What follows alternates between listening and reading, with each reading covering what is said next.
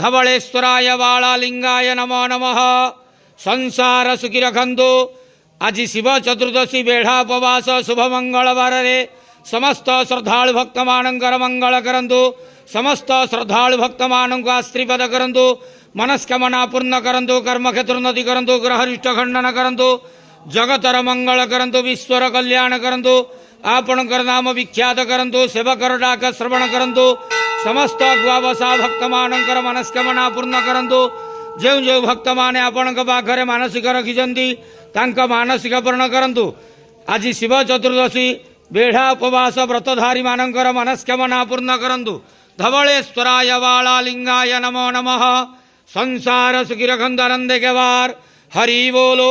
आज शिव चतुर्दशी बेढ़ा उपवास शुभ मंगलवार रे समस्त श्रद्धालु भक्त मानकर मनस्कामना पूर्ण करंतु आनंदे के वार हरि बोलो।